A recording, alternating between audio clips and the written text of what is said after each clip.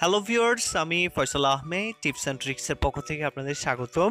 তো আশা করি আপনারা সবাই ভালো আছেন। আজকে আমি আপনাদের জন্য আরেকটি হেল্পফুল ভিডিও নিয়ে আসছি, আর সেটি হচ্ছে যারা নতুন টিপি লিঙ্ক রাউটার কিনছেন তারা অনেকেই বলেছেন যে WDS কানেকশনটি তারা পাচ্ছেন না, কিন্তু তারা নতুনভাবে আরও বেশ কিছু সেটিংস পেয়ে যাচ্ছেন, যেটির মাধ্যমে আপনারা আপনাদের যে রাউটারটি আছে টিপি লিঙ্কের সেটিকে একটি ওয়াইফাই এক্সটেন্ডার হিসাবে ব্যবহার করতে পারবেন।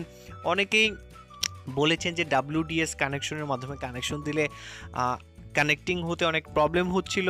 তো এর জন্য টিপি লিঙ্ক একটি আপডেট নিয়ে আসছে, সেটি হচ্ছে একদম ডিরেক্ট আপনি চাইলে ওয়াইফাই এক্সটেন্ডার হিসাবে আপনার রাউটারটি ব্যবহার করতে পারবেন, যার ফলে আপনার যদি কোনো ওয়াইফাইয়ের পাসওয়ার্ড জানা থাকে তো সেক্ষেত্রে আপনি চাইলে আপনার যে টিপি লিঙ্কের রাউটারটি আছে সেই রাউটারের মধ্যে কোনো ব্রডব্যান্ড কানেকশন ছাড়াই ওই রাউটার থেকে কানেকশনটা নিয়ে ইউজ করতে পারবেন কোনো প্রকার তারের ঝামেলা ছাড়াই। তো এটি কিভাবে করে থাকবেন বা কিভাবে হয়ে থাকে সেটাই আজকে আমি আপনাদের দেখাবো। তো চলুন শুরু করা যাক। তো প্রথমেই আপনাকে যে কাজটা করতে হবে, জাস্ট আপনার ফোন থেকে যে কোনো একটি ব্রাউজারে চলে যাবেন। আমি আমার একটি ব্রাউজারে চলে আসছি। তো এখান থেকে জাস্ট আপনি আপনার রাউটারের যে আইপি অ্যাড্রেসটা আছে সেটা টাইপ করবেন। ডিফল্ট যে আইপি অ্যাড্রেসটা সেটা হচ্ছে এরকম থাকবে। আমার আইপি অ্যাড্রেসটা হচ্ছে আমি চেঞ্জ করেছিলাম, আমার আইপি অ্যাড্রেসটা হচ্ছে এরকম। তো যে দেখতে পাচ্ছেন আমি আমার রাউটারের মধ্যে লগ ইন করে ফেলেছি। তো আপনারা যদি পুরনো রাউটারে গিয়ে আপনারা যদি নতুন, আমি এখন যে রাউটারটায় ঢুকেছি এটি একটি নতুন রাউটার। তো আমরা পুরন যে রাউটারগুলো আছে সেই রাউটারগুলো ওয়্যারলেসে যদি যাই তখন দেখতে পারতাম যে ইনেবল এসএসআইডি ব্রডকাস্টের নিচে দেখতে পারতাম WDS কানেকশনের অপশনটা চলে আসছে এখানে। কিন্তু আমাদের যে নতুন রাউটারগুলো সেগুলোর মধ্যে দেখবেন নতুন একটা অপশন চলে আসে, সেটা হচ্ছে অপারেশন মোড। তো এই অপারেশন মোডে যদি আপনি যান, আপনি এখানে 3 ধরনের সেটিংস দেখতে পারবেন, 4 ধরনের। সেটি হচ্ছে wifi hotspot router, access point এবং রেঞ্জ এক্সটেন্ডার। তো আপনি যদি চান রেঞ্জ এক্সটেন্ডার মানে হচ্ছে আপনি অন্য ওয়াইফাই থেকে আপনার ওয়াইফাইতে কানেক্ট নেবেন কোনো প্রকার তার ছাড়াই, তো সেক্ষেত্রে আপনি জাস্ট রেঞ্জ এক্সটেন্ডার দিয়ে সেভ দিবেন। তো সেভ দেওয়ার পরেই দেখবেন আপনার রাউটারটি রিবুট নিয়েছে।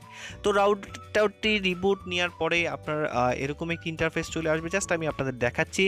তো জাস্ট আমি দিলাম, তো দেখতে পাচ্ছেন আমার রাউটারটি রিবুট নিচ্ছে। আমরা কিছুক্ষণ অপেক্ষা করব।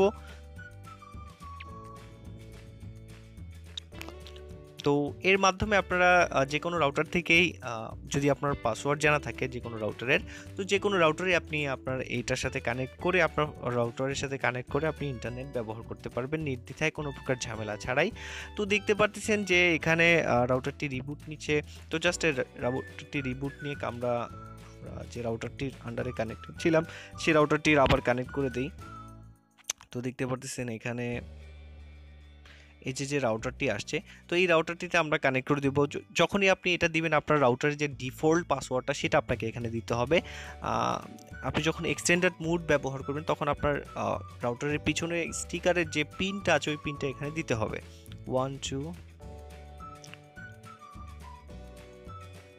তো আমি আমার রাউটারের যে পিনটা আছে সেটা দিয়ে আমার রাউটারের সাথে কানেক্টেড করে ফেলেছি। তো এখন আমরা আবার রাউটারের ডিফল্ট যে আইপি অ্যাড্রেসটা আছে সেই আইপি অ্যাড্রেসটাই কিন্তু আমাদের লগ ইন করতে হবে, তাছাড়া লগ ইন হবে না। তো আমরা ডিফল্ট আইপি অ্যাড্রেসে আসলাম। তো এখানে আপনারা জানেনই অ্যাডমিনই থাকে। তো জাস্ট ডিফল্ট পাসওয়ার্ডটা আমি দিলাম অ্যাডমিন। তো দেখতে পাচ্ছেন জাস্ট লগ ইনে ক্লিক করলাম। সরি,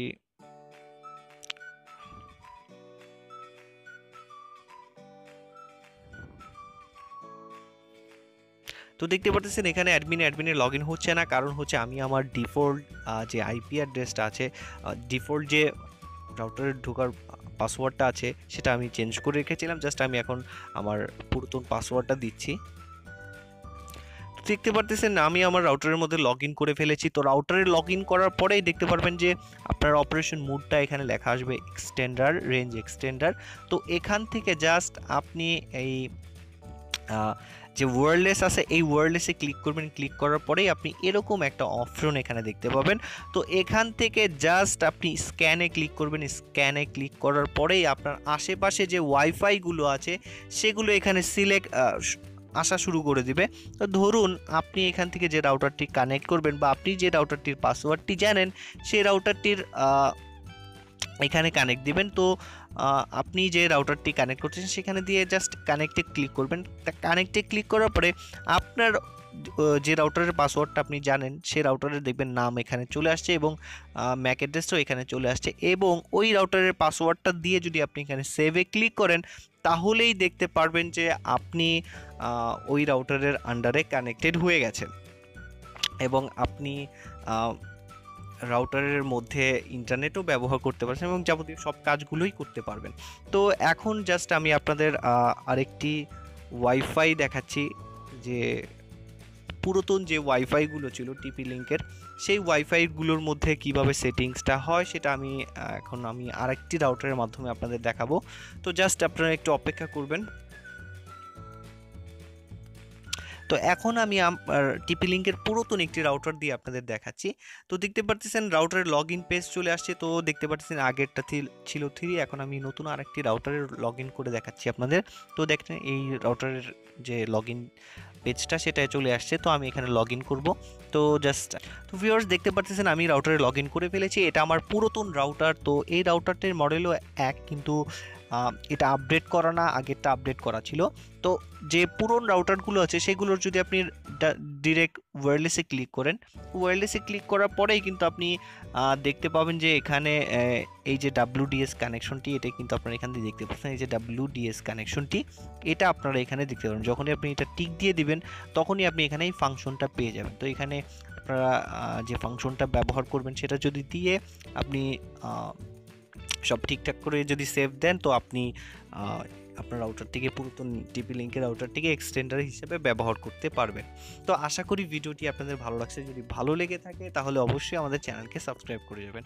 ধন্যবাদ সবাইকে।